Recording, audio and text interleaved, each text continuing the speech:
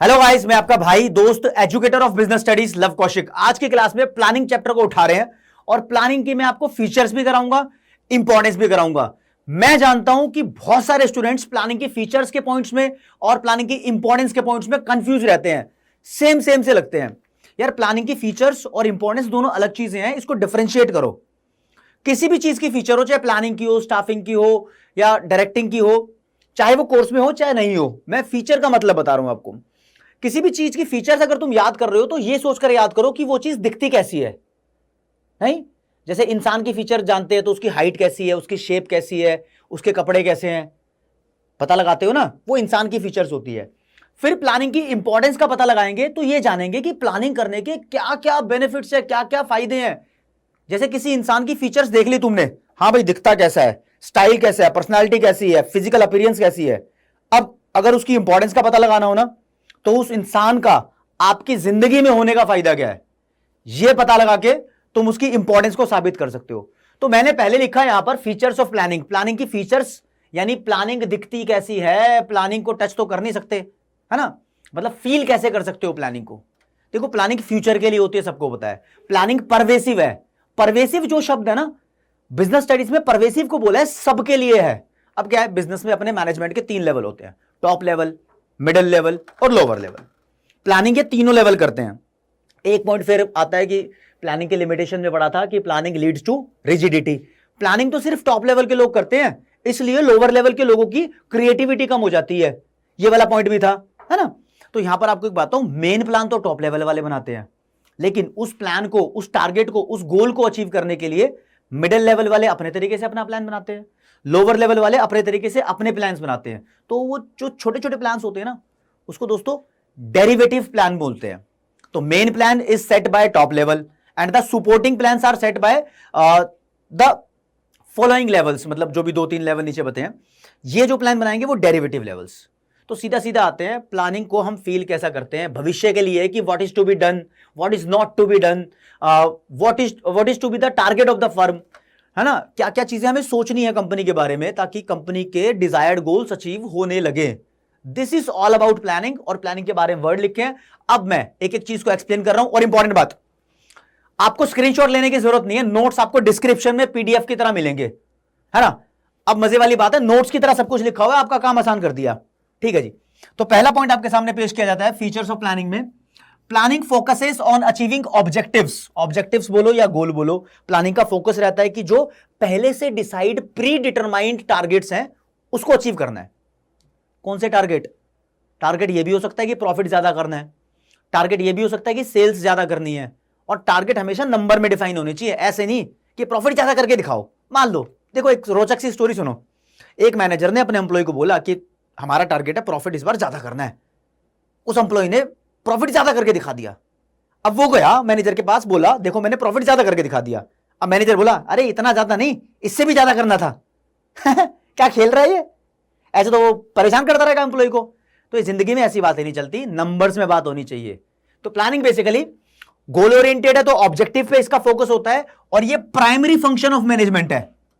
Primary का मतलब, अब ज्यादातर लोग ये समझते हैं प्राइमरी का मतलब होता है पहला। नहीं नहीं नहीं, प्राइमरी का मतलब होता है सबसे मेन, सबसे बेसिक। बेसिक चीजों को प्राइमरी बोलते हैं। पहली से 5वीं तक की पढ़ाई करी थी ना, प्राइमरी एजुकेशन, अगर वो नहीं करी होती तो 6ठी क्लास का कंटेंट समझ नहीं आता। इसलिए प्लानिंग पहला पहला फंक्शन तो है ही मैनेजमेंट का, लेकिन वो बेस फंक्शन है, एक बेसिक है। तो फर्स्ट और बेसिक फंक्शन प्लानिंग ही है। तो प्लानिंग ऐसा ही दिखता है, ऐसा ही फील कर सकते हैं। तो दो बातें हो गई, प्लानिंग गोल्स पे और प्राइमरी फंक्शन है मैनेजमेंट का। अब ये गोल वाली फीचर है ना, वो तो बहुत सारी जगह आपको देखने मिल जाएगी। मैनेजमेंट के कोई भी कॉन्सेप्ट पढ़ रहे होगे, उसकी फीचर में कहीं ना कहीं लिखा होगा it is goal oriented, it focuses on achieving objectives, targets, ऐसा कुछ लिखा होगा। तो ये पॉइंट तो बड़ा आसान है, ठीक है। दूसरा प्राइमरी फंक्शन है, ये कहीं और नहीं मिलेगा आपको, स्पेशल पॉइंट यहीं पर है। तीसरे नंबर पे बोल दिया प्लानिंग इज परवेसिव। परवेसिव का मतलब सबके सब लोग इसको करते हैं। ये वर्ड दिमाग में घुसा लेना, पूरी मैनेजमेंट के लिए बहुत इंपॉर्टेंट है। जैसे मैनेजमेंट भी परवेसिव होती है, ऐसे प्लानिंग भी परवेसिव है, यानी it is done by all the levels of management and it is done in all kind of departments. Accounts वाले अपनी प्लानिंग करते हैं, प्रोडक्शन वाले अपनी, फाइनेंस वाले अपनी, मार्केटिंग वाले अपनी, रिसर्च एंड डेवलपमेंट वाला भी डिपार्टमेंट हो सकता है, वो अपनी प्लानिंग करेगा। तो it is done everywhere, okay.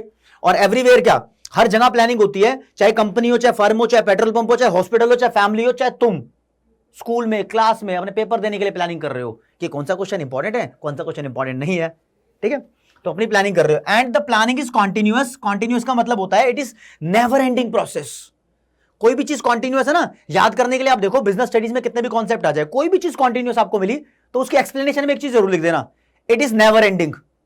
समझ रहे हो? तो प्लानिंग चलती रहेगी। एक बार प्लान किया, फिर उसके बाद ऑर्गेनाइजिंग होगी, स्टाफिंग होगी, डायरेक्टिंग होगी, कंट्रोलिंग होगी, ये 5 फंक्शन ऑफ मैनेजमेंट है। उसके बाद दोबारा प्लानिंग होगी। नहीं, प्लानिंग बार बार हर स्टेप पे चलती रहती है कि क्या क्या करना है, क्या क्या नहीं करना है, ऐसे करके। दोस्तों 5वें नंबर पे प्लानिंग इज फ्यूचरिस्टिक। कुछ ज्यादा कहने की बात नहीं है, प्लानिंग कभी पास्ट के लिए नहीं होती, it is all about looking forward in the future. ठीक है, डेफिनेशन ही बोलती है ना कि क्या क्या करना है, वो फोरकास्टिंग, वो प्रेडिक्शन प्लानिंग के अंदर ही लेनी होती है। तो दैट्स व्हाई इट इज फोरकास्टिक कह रहा हूं, फ्यूचरिस्टिक है। ठीक है, last point, planning involve decision making. अच्छा, डिसीजन मेकिंग के बारे में 2 बातें कर दो। देखो, इंपॉर्टेंस में भी ये वाला पॉइंट है और फीचर में भी ये वाला पॉइंट है। अब इसको अलग कैसे करेंगे, इंपॉर्टेंस कराऊंगा मैं, लेकिन पॉइंट पहले करा देता हूं। प्लानिंग के अंदर डिसीजन लेने पड़ते हैं, ये दिखाई दे रही है बात, इसलिए ये फीचर है। प्लानिंग डिसीजन मेकिंग को आसान बनाती है, ये प्लानिंग करने का फायदा है। तो planning involve decision making, feature of planning है। And planning facilitates decision making, ये प्लानिंग की इंपॉर्टेंस है। समझे? तो 6 फीचर हो गई है, आपको साफ दिखाई दे रही होंगी। आगे आ जाते हैं इंपॉर्टेंस पे, मतलब प्लानिंग के फायदे क्या है। तो पहला, प्लानिंग प्रोवाइड डायरेक्शन। सीधा बोला, प्लानिंग हमें दिशा प्रदान करता है कि हमें जाना कहां है। अब देखो, एक कंपनी के बहुत सारे मोटिव हो सकते हैं। कंपनी सोशल वेलफेयर भी करना चाहती है, करने के बारे में सोच सकती है। मतलब कंपनी ये भी सोच सकती है कि नहीं, मुझे प्रॉफिट मैक्सिमाइज करना है। कोई कंपनी ये भी सोच सकती है, नहीं, प्रॉफिट पे भी फोकस मत करो, अभी सेल्स मैक्सिमाइज करो। तो तीनों में से क्या करना है? एम्प्लॉय को क्लियर होगा तभी तो उस चीज के लिए काम करेगा। अब काफी सारी कंपनी अपने एम्प्लॉय को क्लियर ही नहीं करके चलती, भाई ये हमारा टारगेट है, तो एम्प्लॉय सारे कंफ्यूज रहते हैं। तो टारगेट डिसाइड करके एक ही डायरेक्शन में सारे एम्प्लॉयज काम करते हैं तो कंपनी अच्छे से चलती है। तो प्लानिंग का पहला फायदा कि डायरेक्शन प्रोवाइड कर देती है कि किस डायरेक्शन में हमें जाना है। अगर कोई प्लानिंग नहीं होगी तो सारे एम्प्लॉयज अलग अलग डायरेक्शन में काम कर रहे होंगे, तो कंपनी का गोल अचीव होगा ही नहीं।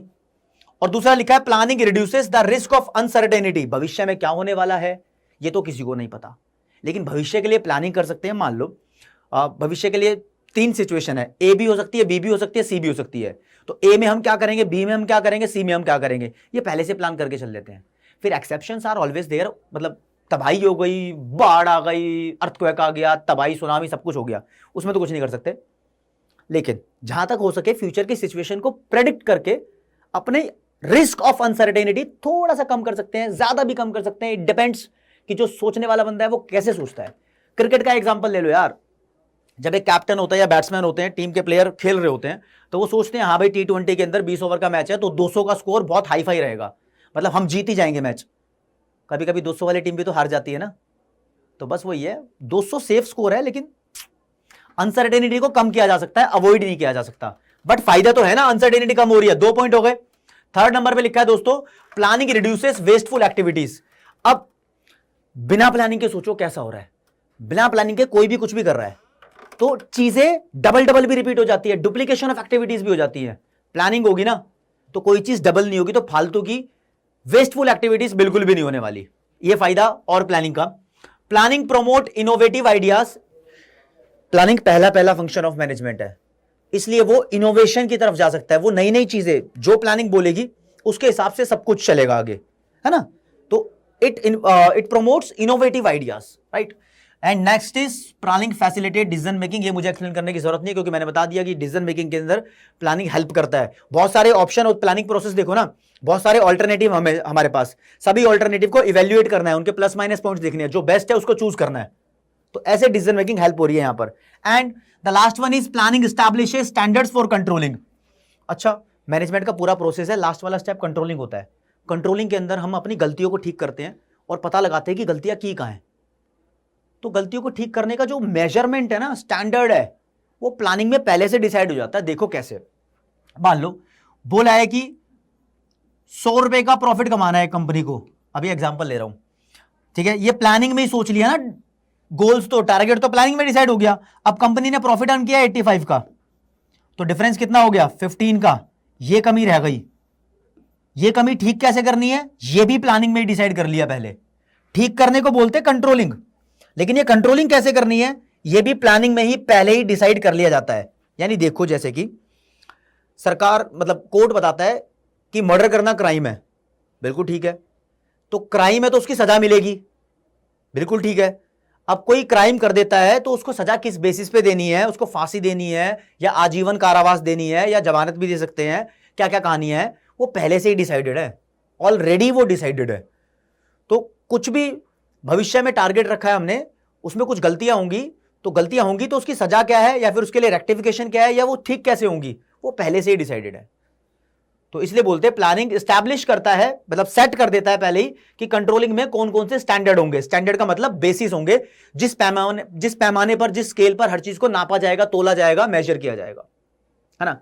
ये दो मुश्किल से क्वेश्चन थे, मैं बोर नहीं करना चाहता आपको, इसलिए मैंने एक क्लास स्पेशल ली कि फीचर्स और इंपॉर्टेंस को करा दूं। मैं जानता हूं कि ये बहुत ज्यादा बोरिंग होते हैं, लेकिन फिर भी करनी जरूरी थी, और इसीलिए मैंने प्लानिंग का वन शॉट शूट नहीं किया, क्योंकि बीच में ऐसी चीजें आ जाती हैं।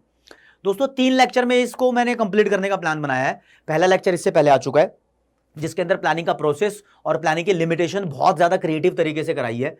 उसके बाद यहां पर आया, थोड़ा बोरिंग टॉपिक था मैं जानता हूं, लेकिन आप लोग इसको करना जरूर, नोट्स की फॉर्म में आपको डिस्क्रिप्शन में सब कुछ पीडीएफ मिल जाएगी।